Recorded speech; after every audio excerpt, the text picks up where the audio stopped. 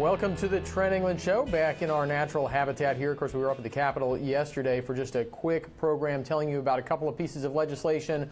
One of them passed, one of them has not, and is not expected to pass before the legislature adjourns Sine Die. That means the end at least of Oklahoma's regular legislative session. Of course, it's coming early, but the legislature's been in session a lot longer than would typically be the case given the special session and the second special session, all of that beginning last fall. So we do expect the legislature to probably be done today. The Senate is talking about Sine Die today for sure. The House may have some cleanup things that have to happen tomorrow, but everybody's talking about basically legislators leaving town either today or tomorrow, and that would be the end of it, except I am not kidding, there is already talk of a special session. I heard two different rumors over the last couple of days, people talking about a special session. Now, I'll get to what may be going on with that in just a minute. But first of all, I want to follow up on the bills I was talking about yesterday. That's Senate Joint Resolution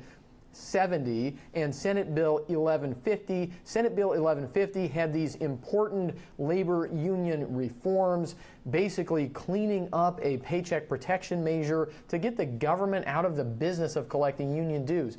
I mean, look, public sector unions are political organizations. They're political organizations from top to bottom and side to side. Everything they do is politics. Everything they do is political. And government should never be in the business of involving itself in politics, right? I mean, this is separation of politics and state has got to be the most, I mean, I know people talk about separation of church and state. Separation of politics and state is far more important than whatever you think about separation of church and state, right? Because the way we choose who represents us in government, right? If government influences that, it's a zero-sum game. They're taking influence away from we the people, right? And if government is in the business of helping labor unions collect union dues, if they're doing a little favor to their union executive buddies out there by doing a little of their administrative work for them, right, that violates that principle. So that's a part of what 1150 would have done. It also would have given union members a little bit more voice in their union and whether to have a union or not, but that bill has unfortunately, it sounds like, gone by the wayside at this point.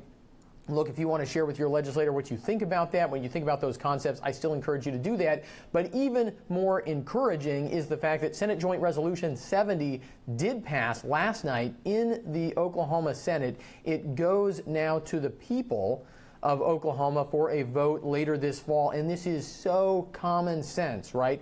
One of the major criticisms of it from serious people out there has been, well, it's just not that big of a deal. I mean, it's just a small amount of money, and you know, look, in some districts that's true. In other districts, it's a larger amount of money. This just says that the money that comes in from property taxes that right now is limited to only being used on buildings.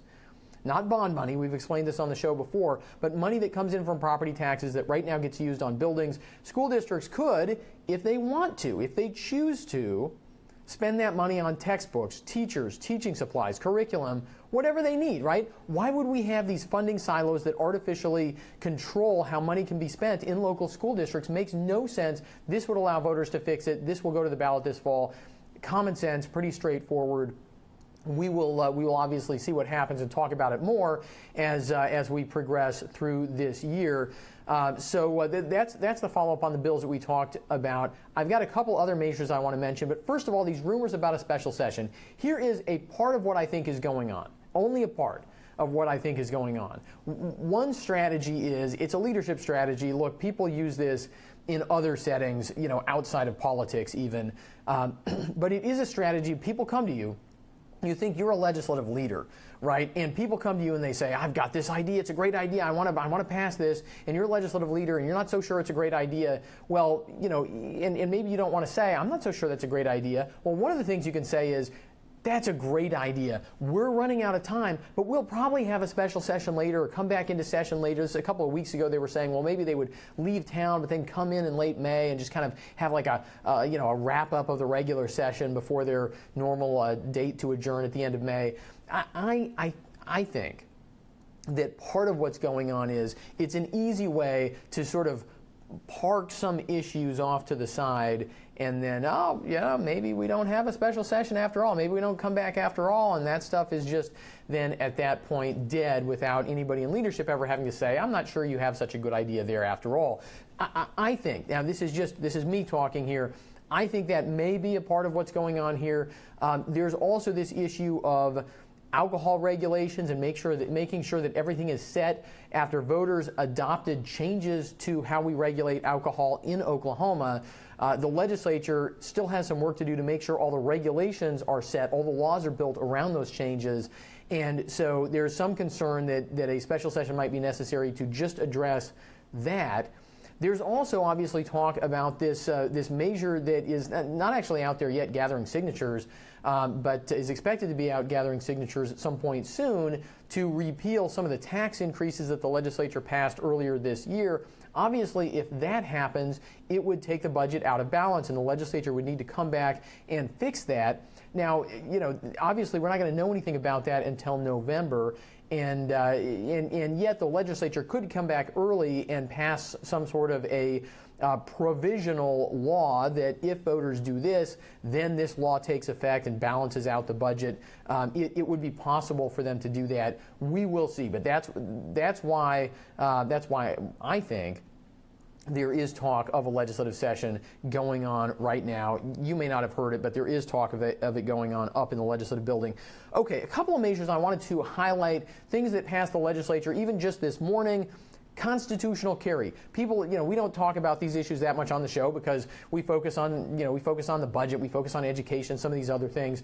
But constitutional carry, you've seen this, has been all over the press. Other people talk about these things a lot anyway. Senate Bill 1212 says, look, the Constitution, Oklahoma's Constitution, the federal Constitution, protect your right to keep and bear arms, right? It actually says shall not be infringed. I mean, it's kind of, I did see some people saying, well, what other right says shall not be infringed? Well, the First Amendment is, when you look at the federal Constitution, Congress shall make no law. So that's actually arguably even more stringent when it comes to freedom of speech and freedom of religion and political freedoms. But look, I mean, it is the First Amendment, the Second Amendment, I mean, in the Bill of Rights. These things are pretty straightforward, written to be pretty robust. And then we see the same thing echoed in our Oklahoma Constitution. And so the advocates to constitutional carry just say, look, I mean, you don't get to license journalists, right? You don't get to license freedom of speech. Now there are some limitations, right, on freedom of speech. There are certain kinds of speech that are considered to be outside of those protections, like libel and fighting words and things like that. But when it comes to core speech, law-abiding citizens exercising core political speech and things like that, there aren't supposed to be any restrictions. That's what our constitutions say. And the advocates for constitutional carry, who won the day, who got this bill passed, and it goes to the governor now, I mean, their argument is pretty simple, right? How is it that you get to license and regulate the basic exercise of this basic and constitutionally protected right? And again, that bill passed. Also, Senate Bill 1140. This one, and both of these passed with very large majorities, despite a lot of pushback and a lot of people saying things that just aren't true about these bills. Senate Bill 1140 is protection for private agencies that the state relies on to help it place kids in adoption, in foster homes. And a lot of these are religious charities, right? And so there's been concern, and this is sort of an obvious concern, right, in recent years from these religious groups saying, well, look, we're a religious group. We do this because of our religious faith.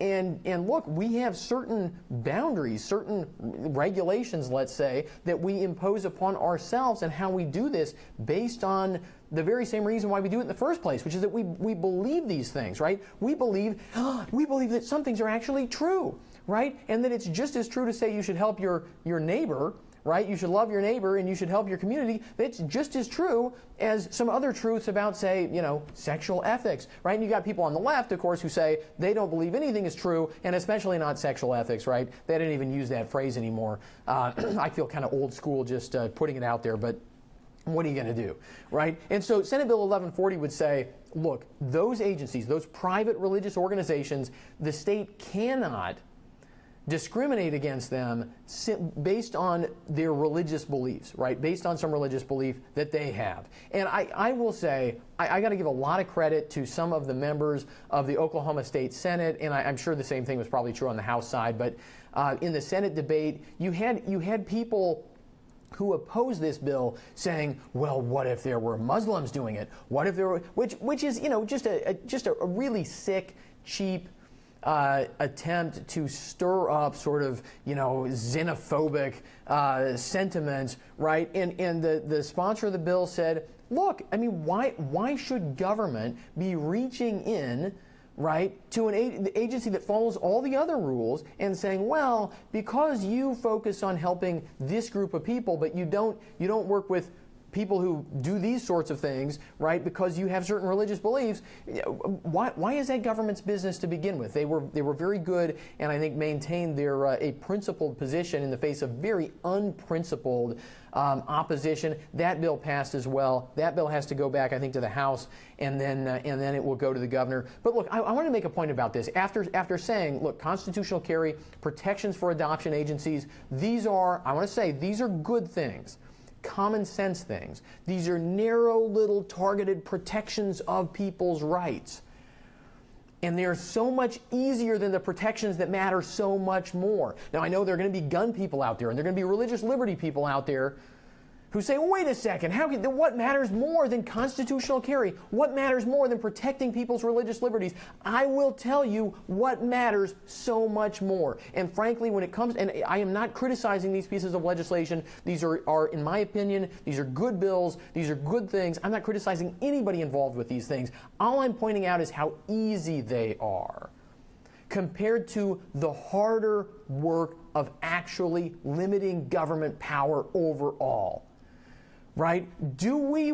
Ask yourself, if you believe in freedom, do you want a big Leviathan government that taxes a lot and regulates a lot, that claims a lot of power, basically claims all power over our lives, but then steps back and says, well, we could, but we won't do this, and we could, but we won't do that. We could impose all these regulations on this one area, but because you have a really powerful lobbying group in Oklahoma that cares a lot about guns, and God bless you, right? I mean, God bless us all if we care about our rights to self-defense, right, and just protecting our constitutional rights, but because you've got a powerful lobbying group that's able to protect this one little area from government regulation, we will carve that out and we will set you free, in this one little area.